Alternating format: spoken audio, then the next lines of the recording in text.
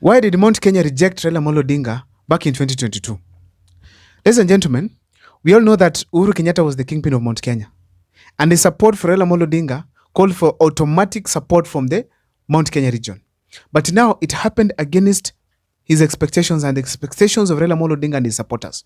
And as a result, Raila Amolo Odinga just received about 1.2, 1.3 million votes only. Now, why was it that William Ruto received more votes than Raila Amolo Odinga from the mountain region?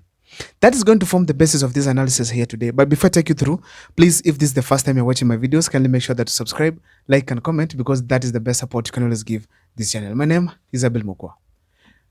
The first one in the reason is the historical differences they have been having. We all know that Raila Amolo Odinga and the mountain region, there have been issues which can be taken from all approaches.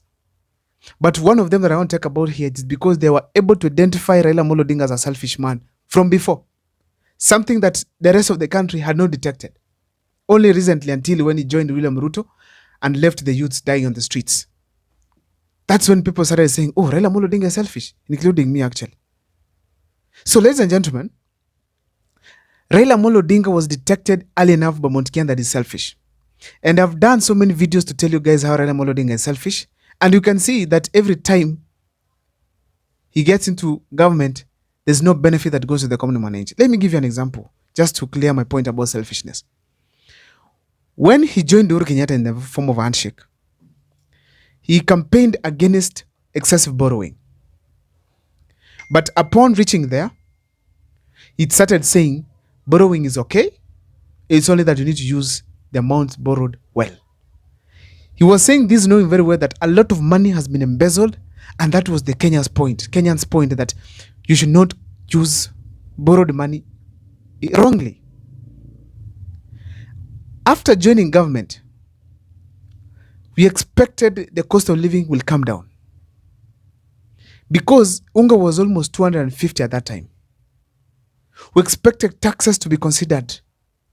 We expected corruption to go down. But instead, he brought us BBI, he started campaigns, moved across the country, basically to brand himself for 2022. And he successfully branded himself for 2022 general elections. Other Kenyans, except Mount Kenya, saw the Raila Amolo Odinga has branded himself. But Mount Kenya saw this gentleman has gotten into power. But Kenyans are crying the same things. Where are the policies he was selling to Kenyans when he was in opposition that he has not been able to implement while in government? So when they saw that, they genuinely saw Raila Amolo Odinga as a selfish man. And that is a clear definition. Another reason I feel as to why Mount Kenya rejected Raila Amolo Odinga, it is the fact that he was with Uhuru Kenyatta. Mount Kenya expected Uhuru Kenyatta to do certain things, but he did not do them. And actually, they were against him. And they were okay if Raila Amolo Odinga could be in the opposition.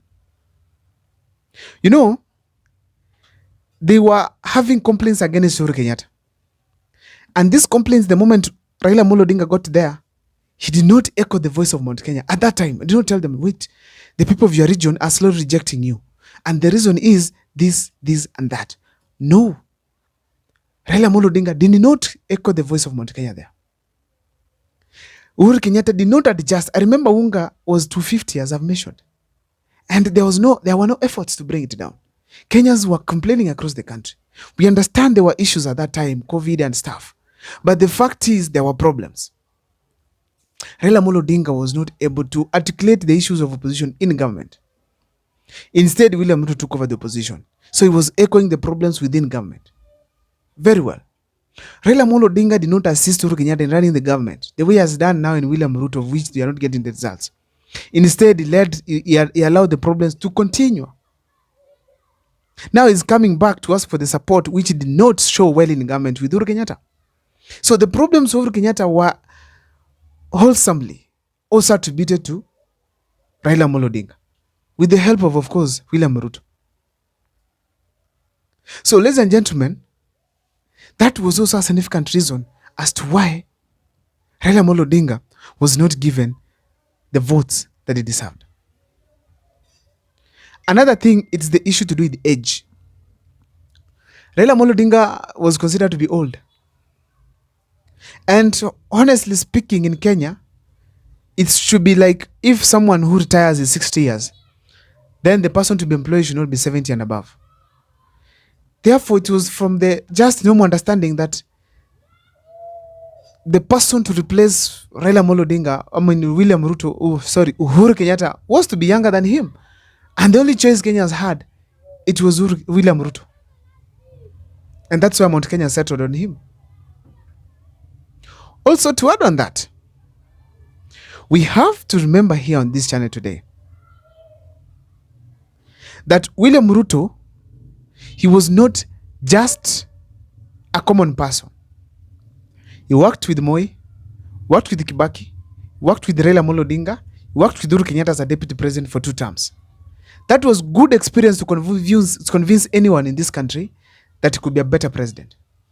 And Mt.Kenya, just like any other region, they accepted his convincing language and they voted for him. So at this point, even me, if I look at the history of William Ruto, we could completely tell that this person, if he has to perform, if there's a president who will perform in this country, then it is him, because of the vast of experience he's been having. William Ruto did all the campaigns that he did, but eventually after being voted for, he turned against the very, very people who gave him the power. So they were deceived, just like any other, because we all saw William Ruto could be a promising leader. It's only the ideological differences we had.